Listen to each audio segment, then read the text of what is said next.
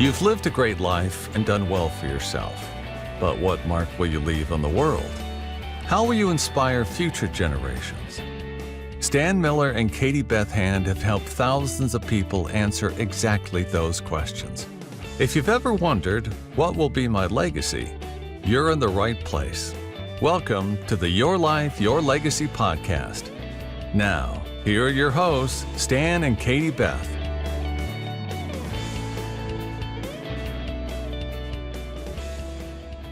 Hi, everyone. Welcome to the Your Life, Your Legacy podcast. And today, my name is Doug Herring, and today I'm guest hosting, and my guest is Adam Christing. He is an MC, magician, comedian, and Adam, I'll let you talk more about yourself. Tell us a little more about what you do and how you got there. Thanks, Doug. Great to be with you. I never sat down as a kid and said I want to be a master of ceremonies when I grew up, but I grew up in Los Angeles near the Magic Castle in Hollywood. I don't know if your fans and friends have ever been there. It's a really amazing place. So I got exposed to some incredible magicians and comedians. And when I was 17, I auditioned and my hand was so nervous I was shaking, but they said, your magic's not that great, but you're funny. We're going to let you in. And I became a member there. And before long, I found myself assisting David Copperfield on a TV special. And in around early 90s, we noticed that comedy was getting so vulgar. So we launched a company called Clean Comedians, which is another part of my journey. And so sometimes I'm a motivational speaker or keynote speaker. Other times, more often than not, I'm the master of ceremonies. But I love making people laugh. And I found that laughter, maybe this ties into leaving a legacy, is if you can leave a legacy of laughter and joy with your family and your friends and your customers, it's all about creating memories. Okay. And, on top of that, part of your Master of Ceremonies, I mean, you've done fundraising events, for example. And that's right. I know that. And so hundreds of thousands, millions of dollars. I don't know how much have you ever tried to estimate, like, how much of that goes back to you? I mean, that would be really hard, but I can't take credit for the monies that have come in because it's about the organizations, but like whether it's cancer research or adoption for children or whatever the cause is, Mercy Ships has been a great friend and client. But I think we're at about $200 million, something like that, with events that I have been the host. Mm-hmm. And it's all about keeping the mission central. And then I use humor and audience participation so that attendees and donors, my friend Bob Westphal puts it this way. He says, we want to move people from being transactional givers to transformational partners with whatever the organization is. And so it's been a fun, wild ride. Yeah, I would imagine. And then I think I read something in your bio, or maybe you told me once ahead of time. You were one of the younger comedians, right? That was allowed into the Magic Castle. Yeah, exactly. You didn't say how old you were, but yeah, I was just 17, and they have this program called the Junior Society, and it's amazing the talent that has been birthed in that club. So the Magic Castle is this private club in Hollywood where you have to have a pass from a member to get in. And so when I auditioned, it was really an honor to get invited into that Junior Society. And since then, no kidding, I think I've done more than 4,000 events in the last 35 years or something like that. And this next couple months, I'm booked every single week somewhere, trying to use humor to bring people together. And most of those are fundraisers. Some of them are corporate events and other types of organizations. Sure. Does Clean Comedians still exist? It does. Yeah. Okay. Yeah. We have a website, cleancomedians.com. And it's a great resource if someone's a meeting planner and they want laughter that will make people feel united instead of divided. These times, as obviously everybody knows, are so divisive. But I can't remember if it was Mother Teresa, who's really not known for being a comedian, but she knew the human heart. And she said, a smile is the shortest distance between two people.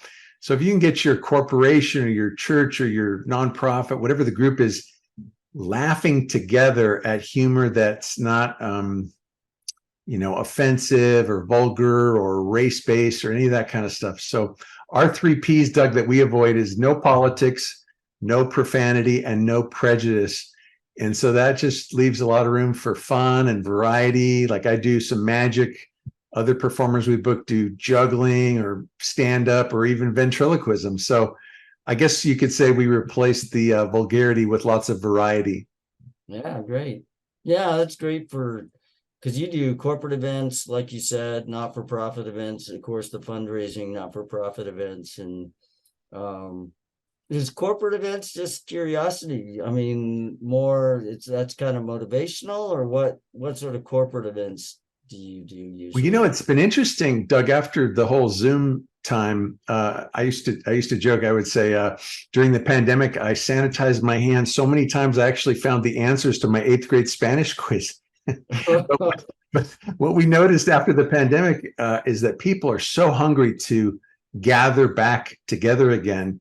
And in fact, I'm writing a book for corporate managers, leaders, and it's called We Got You: How to Gather Your Group, Galvanize Your People, and Grow Your Results. And, we're talking about legacy, I know, here on this podcast. I think even a company needs to think about their legacy. It's all about how are you going to make your people, your partners, your vendors, your salespeople, whatever the group's about, how do you make them feel like they're part of a community that matters? Yeah. So, I mean, as you take all this stuff that you've been doing here for, you said 35 years, and how does that build into your legacy, your personal legacy, do you think? Or Yeah, it's one time I was at a restroom in Florida, and this guy goes, "Hey, I think you came to my school and did a school assembly." So it's great to feel like I've touched a lot of lives through laughter. But what I realized a long time ago is that there's more work than any of us can do, and so we want to be mentoring other people, whether it's our kids or protege. So I have currently a protege named Aaron O'Brien, who's just fantastic. He also started at the Magic Castle. He's today only 24 years old, but he's going gangbusters. And so pouring into other people so you can multiply your efforts is a great thing. yeah, that is cool. So you I mean, you travel like crazy, so you must meet, like, I don't know how many people. Have you ever thought about how many people you meet in a Now, year, or shake hands with, or yeah, what I think the because business. you were talking about the sanitizer, right? Yeah. During COVID, and I mean, it's just got to be, I don't know, I thousands. did an event for I think it was a tractor company, and back when people were very understandably concerned about social interaction during COVID, they had bracelets, Doug. So they would have attendees wear a green bracelet, which meant I'm okay if you come and talk to me. Yellow meant like, hey, you can talk to me, but keep your distance. And red was like, hey, stay away. And so we had to be really flexible with how we staged these events. And so whether it's a Zoom meeting like we're having or an in-person event, I think it's all about connecting hearts. People talk about let's have a meeting of the minds. But as humans, we really long to belong and to feel connected. And I think humor, I mean, it's probably not a coincidence that the word humor is the same root as humanity, and comedy is the same root word as community. And so it's been such a blessing in my life to be able to use humor in a positive way. One time I was at a high school, and this young man came up to me afterwards, and he was like in shock. I didn't know why. I thought maybe my magic was amazing, but it wasn't the magic. He said with all sincerity, he said, "I didn't know that comedy could be clean." He just had no reference for that. Whereas you and I grew up with probably some of the great classic comedy like the Andy Griffith Show and whatnot. So it's also been fun to think of your business as a legacy. And so long after I'm gone, I think cleancomedians.com will still be around as a resource for people who, our motto is, it doesn't have to be filthy to be funny. Yeah. I think I've seen that before. Yeah, that's a great motto. So going back to where I started to head a little bit is in terms of your idea of legacy, maybe talk a little bit about your family and how you see either your wife or your kids, or how are you impacting them? How do you hope they see you? I mean, if you died tomorrow, what would you hope that they think, about you? And Yeah. Well, as an entertainer, it's humbling, because my kids growing up, at first when they're real little, they're like, "Hey, Dad, do a magic show, for my party or my oh, school." But when they hit like puberty, it's kind of like, "Dad, keep a low profile. Like, I don't need you. I don't need you entertaining my class." But something happened to me a number of years ago that really struck me. I was with my mom and dad and my sisters, my kids, my wife Barb, and I just, for some reason, just asked them, "Tell me about your greatest memories with your dad." I think it was a Father's Day gathering that we had. And here's what struck me was, as they were reflecting on these great memories and the legacy that their dad or dads had on them, my mom, my sister, they kept saying this: it was the time that they spent one-on-one with dad or mom. And so as a dad, I've tried to create these hopefully lifelong memories with my kids, where it doesn't always have to be expensive. It might be like, took my daughter one time to the Huntington Library in Pasadena, this beautiful, yeah, I love that place. botanical gardens. And so I don't know, it might have cost us $50 or whatever to get in, but we went looking at the flowers, and then we had tea together, and we took a lot of pictures, and that's become a lifelong memory for my daughter Katie. And other times it might be a trip, like we'll go to Washington, D.C. or something, but being intentional about spending time with your kids, I don't think anything can replace that. Yeah. Yeah. And then, I mean, that, right. No, now I'm struggling to remember who said it, but about, you know, basically the whole idea of, your actions speak louder than words, but it's a different quote that I'm thinking of about, Yeah. people don't remember what you say, they remember what you do. And I mean, what a Yeah, great way to pass along your values to your kids too, is just right. spending time with them. I had a mentor one time tell me, love is a 4-letter word that's spelled TIME. Yeah. So you could leave your kids money, and that's fine. But if you can leave them with memories of the time you spent together, focused time. Another thing I've learned, not only as an MC, but as a dad, is listening. I'm a pretty good talker, and so I can ad lib and give me a microphone and I can work the crowd. But I have found that listening is really the key to being a great MC, or being a great dad, or owning a business, or being a minister or a teacher or a doctor, whatever it is. My grandmother reminded me of this Irish proverb, God gave us 2 ears and 1 mouth, and we need to keep that ratio in mind. And so really deeply listening to our parents, our kids, our spouse, I think that's a great investment. And I think if you can leave your family with a legacy that says, he or she really cared and took the time to deeply listen to me, that's what makes people feel valuable, even more than the stuff you leave them. Is did you pay attention to them? Yeah. And then in terms of, I mentioned values. So in terms of, I mean, obviously you do clean comedians, so that's a value you have. Right. And so, are there other values you have that you're hoping that you leave behind to friends, family, even clients? I mean, Yeah. what do you think about that? Great question. Well, with my kids, as a dad, how kids, they turn out so different. Like our 4 kids, our daughter has led worship at church. Our oldest son is a professional poker player. Their son is a phenomenal soccer player, and our daughter's into entertainment and video. So they're all so different. But the common thing, I think, is leaving a legacy that says you can do it. If you set your heart and your mind to something, you can do it. And I know for me, started this business when I was, I guess, 24, 25 years old, and nobody called me the president of Clean Comedians. I just decided, hey, I'm the president. Came up with the logo, came up with the motto, and before long, I was doing radio shows and some TV shows. And so you have to give yourself permission, I think, first. And that's what I really want my kids to realize, is that Don't wait around. I mean, getting a degree is great, but you have to give yourself permission to do what you want to do. Okay. Yeah. And maybe in terms of, broadening that, what do you hope, I was at, unfortunately, a friend of mine passed away recently, and I was at a funeral, and I know, I don't know about you, but whenever I go to a funeral or memorial service, I'm always thinking, boy, if my family, if my kids, if my friends stood up there to say something about me, would they say such nice things? What would they say? What are Yeah, people gonna, I mean, do you ever have thoughts like that?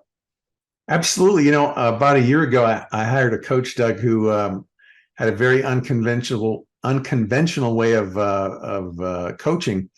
And she said, before we get started, Adam, I want you to write out your obituary. Like, Oh, there you go.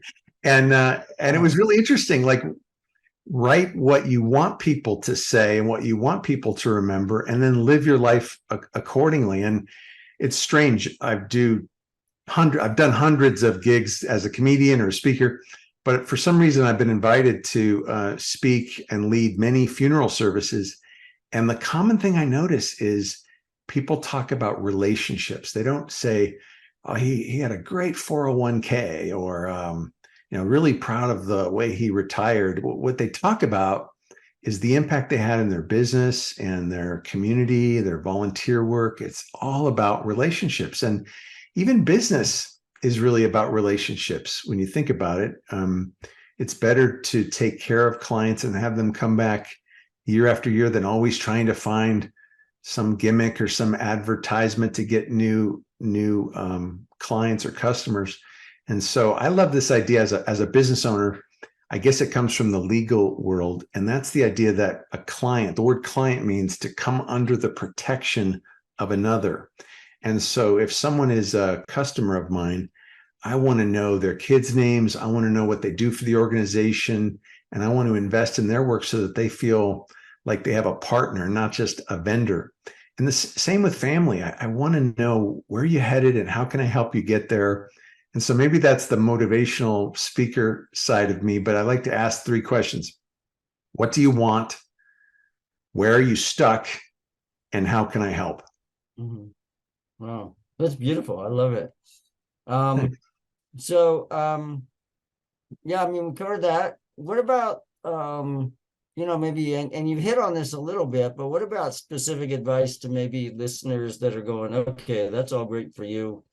But I imagine listeners are anywhere from, they could be, wealthy folks, but, I imagine a lot more of the listeners to this program are probably average Americans that, they probably don't travel a lot. They don't get to speak in front of 1,000 people. And, they may be doing their 40 or 50 hours a week in an Yeah. office someplace. And what kind of things should they be thinking about in terms of their legacy and passing on that legacy?